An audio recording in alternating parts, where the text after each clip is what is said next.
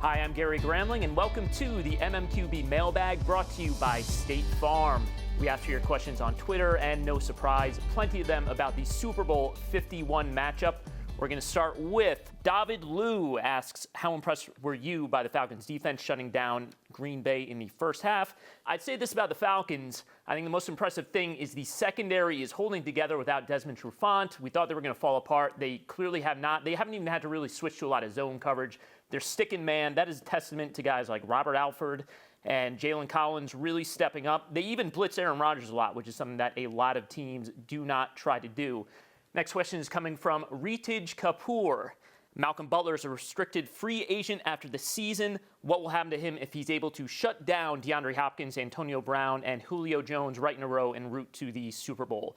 I'd hesitate to say that Butler is the guy doing all the shutting down. I mean, he's getting plenty of help from the play designs and from safety help. But your point is taken. He's playing great. He is absolutely a star. He's one of the top 10, if not one of the top 5 cornerbacks in football right now. With the salary cap rising, I think he is looking at Josh Norman type of money in the next year or the offseason after that. Next question comes from Jack Devine. Can the Patriots secondary downplay Julio Jones and still cover the Atlanta Falcons running backs coming out of the backfield? That's part of a very fascinating matchup here. You have the Falcons offense. They can do multiple things out of multiple sets. Patriots defense, they're multiple, they're diverse. They can match up for the most part.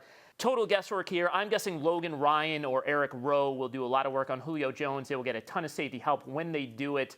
I would guess Patrick Chung would be the guy who would probably try and cover, whether it be Devontae Freeman or Tevin Coleman coming in the backfield.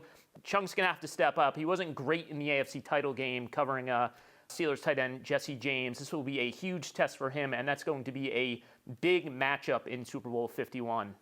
All right, and we have Chris Gutierrez in Super Bowl 51, the Super Bowl that best reflects the wide-open offensive NFL of today. The past few years had featured a couple of historic Ds. You know, I would say this. I still think defense wins. Defense travels. Defense is going to win the postseason for the most part. You know, as far as the Patriots go, I mean, look, with Brady and Belichick, they're so much better than anyone in the AFC. The AFC just isn't very good from 2 to 16. As for the NFC, Falcons didn't have to go into the elements. They earned home field advantage, but, you know, if this team had to travel maybe to Seattle or to Lambeau Field or something like that, you might have seen a different outcome in the postseason, but, hey, that's what they earned in the regular season. They got to play their style of game in their building in the playoffs, and that's why they are going to the Super Bowl. They earned their way there. All right, that'll do it for this week's MMQB Mailbag, brought to you by State Farm.